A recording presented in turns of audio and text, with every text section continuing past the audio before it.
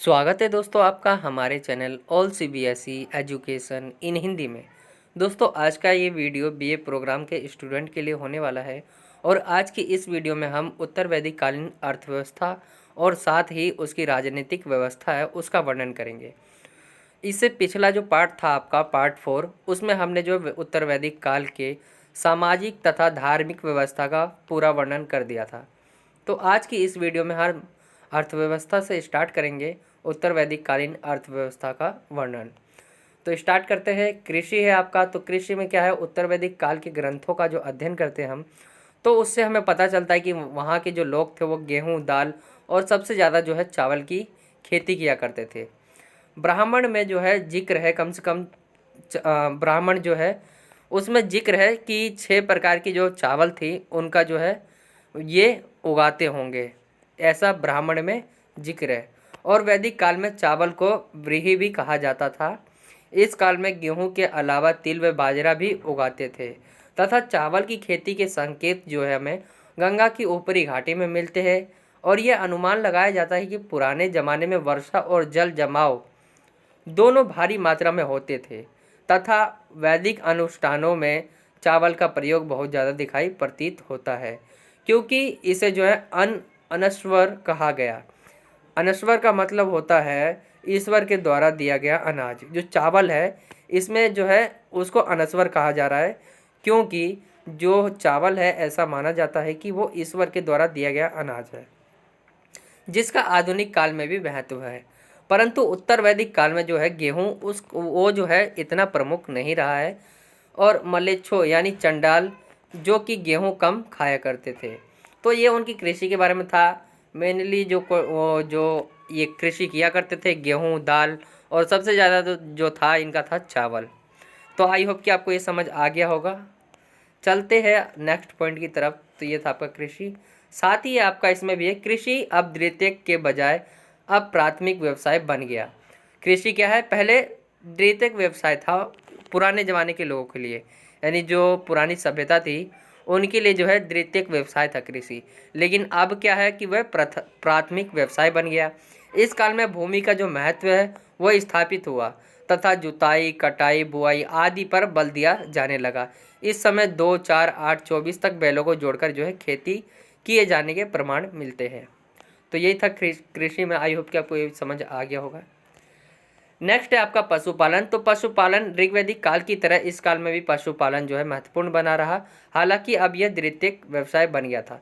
पशुपालन के बारे में इतना जिक्र नहीं है आपके उसमें, तो इतना ही लिखा हुआ है कि आप थोड़ा सा समझ जाए।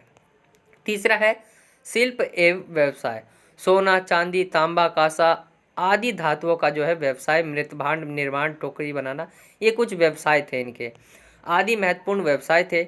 इस काल में लोहे के व्यवसाय की महत्ता स्थापित हुई। लोहे के लिए साहित्य में मैंने पहले ही बताया था लोहे के लिए क्या शब्द का यूज़ किया जा रहा था। श्याम हो गया आपका, अयस हो गया, एवं कृष्ण अयस शब्द जो है हमें मिलते हैं। अतरंजी खेड़ा से लोहे के प्रथम साक्ष्य प्राप्त हुए हैं।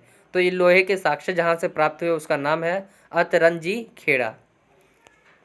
इस काल में विनिमय का माध्यम जो था वस्तु विनिमय प्रणाली था इस समय भी। और समग्र वैदिक काल में विनिमय के साधन के रूप में मुद्रा का प्रयोग नहीं किया जाता था।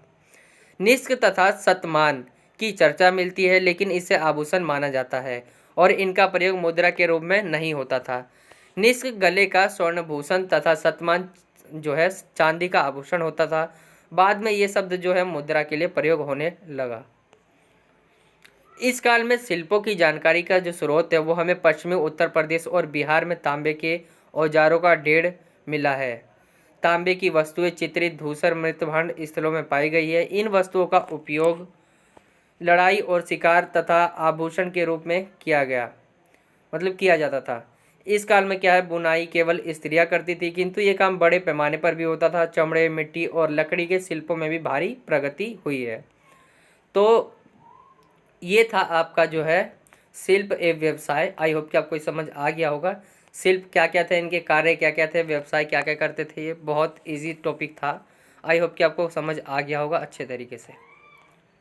नेक्स्ट है आपका चौथा व्यापार। उत्तर वैदिक काल में समुद्रों तथा समुद्र यात्रियों का उल्लेख करते हैं। जो उत्तर वैदिक काल है वहाँ पर क्या समुद्र तथा समुद्र यात्रियों का उल्लेख मिलता है हमें। और यहाँ पर शिल्प उत्पादन का एक वर्ग था तथा यह अपने द्वारा उत्पाद किया गया सामान बेचते होंगे।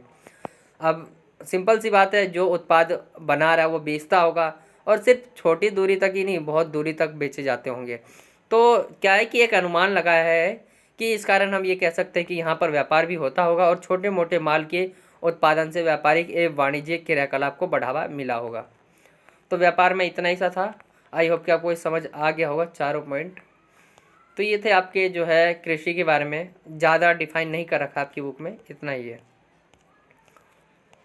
तो ये था आपका अर्थव्यवस्था के बारे में। आई होप कि आपको ये पूरा समझ आ गया होगा। चलते हैं, दूसरा टॉपिक है आज का जो अपना राजनीतिक व्यवस्था, उत्तर वैदिक कालीन राजनीतिक व्यवस्था। तो उत्तर वैदिक काल में धीरे धीरे राजतंत्रात्मक व्यवस्था का विकास हुआ, यानी जिसमें क्या है राजा राज करे। इससे पहले क्या था, प्रजातंत्र था, लेकिन इसमें क्या धीरे धीरे राजतंत्रात्मक व्यवस्था का विकास होने लग गया। राजा तथा प्रजा का भेद जो है स्पष्ट होने लगा। राजा की शक्ति तथा हैसियत में काफ़ी इजाफा हुआ, यानी बढ़ोतरी हुई। कबीले के अन्य सदस्य की अपेक्षा उसकी प्रतिष्ठा को बनाने का प्रयास किया गया। तो इसमें क्या क्या चेंजेस हो गए, पिछले के मुकाबले जो है प्रजातंत्र था, अब वो राजतंत्र हो गया है। यानी हम इसको ऋग्वैदिक काल की जो राजनीतिक व्यवस्था उससे जोड़ के देख रहे हैं। तो उसमें क्या है बहुत परिवर्तन आया ऋग्वेद काल के मुकाबले उत्तर वैदिक काल में। तो ये सब था। आई होप कि आपको ये समझ आ गया होगा। पुरोहितों ने राजाओं में देवत्व का आरोपण किया। यानी पुरोहित तो क्या कहते थे कि राजा जो है उनको क्या है देवताओं ने भेजा है अपने जो लोग हैं उनको चलाने के लिए, राजनीतिक व्यवस्था चलाने के लिए। ऐसा पुरोहित कहते हैं, यानी ब्राह्मण कहते हैं।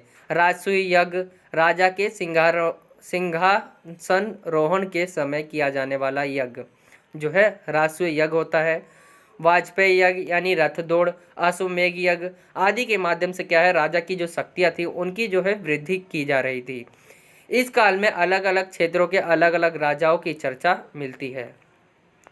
तो इसमें क्या था कि राजाओं की जो शक्ति है उसको बढ़ाया जा रहा है। राजाओं को क्या है देवताओं का भेजा गया एक भेजा हुआ एक दूत कहा जा रहा है। तो ये सब कहा जा रहा है पुरोहितों द्वारा। इस काल में अधिकारी व्यवस्था की नींव पड़ी। संग्रहित तथा भागदत्त नामक कर संग्राहक अधिकारियों की चर्चा मिलती है। बलि जो पूर्व में भेंट या अब कर बन गया, इन जो बलि पहले दी जाती थी अब वो क्या है कर बन गया। लेकिन अभी भी राजा के पास सेना का अभाव था। युद्ध के लिए वो क्या है कबीले के ऊपर ही निर्भर था। इस काल में सभा तथा समिति महत्व में आई। तो इसमें बता रखा है कि क्या है कि राजा के बारे में क्या क्या उसके चेंजेस हो गए। और इस समय क्या है कि कर लेने की जो व्यवस्था है वो भी शुरू हो गई थी। लेकिन क्या था राजा के पास एक ही कमी थी, अभाव था। युद्ध के लिए क्या है उनके पास सेना नहीं थी और वो युद्ध के लिए क्या है कबीलों के ऊपर निर्भर था। इस काल में जो सभा थी और समिति थी उसका भी महत्व बढ़ गया था। आगे है, इस काल में कई दार्शनिक क्षत्रिय राजाओं की सूचना मिलती है, जैसे कि विदेह के राजा जनक, कैकेय के अश्वपति, पंचाल के प्रवाहण, जवाली और काशी के अजातशत्रु। तो ये कुछ राजाओं के नाम थे जो इनकी जो हमें सूचना मिलती है उत्तर वैदिक काल में ये रहे होंगे। तो आई होप कि आपको ये समझ आ गया होगा। ये थी आपकी राजनीतिक व्यवस्था। तो राजनीतिक व्यवस्था में आपका ज़्यादा बड़ा था नहीं, इसको ज़्यादा से ज़्यादा बड़ा करने की कोशिश करी मैंने। तो यही था आज का ये वीडियो। आई होप कि आपको ये समझ आ गया होगा। वीडियो अच्छा लगा हो तो एक लाइक कर दे और कमेंट करके बताएं। और साथ में ही अगर आपने हमारे चैनल को अभी तक सब्सक्राइब नहीं किया है तो सब्सक्राइब कर ले और बेल का आइकन भी दबा दे, ताकि आने वाले जो अपडेट्स है या वीडियोस के नोटिफिकेशन है वो आपको सबसे पहले मिल सकेंगे। तो आई होप कि आपको ये पूरा समझ आ गया होगा। ये आपका चैप्टर भी इसमें ख़त्म होता है, पार्ट 5 था ये आपका।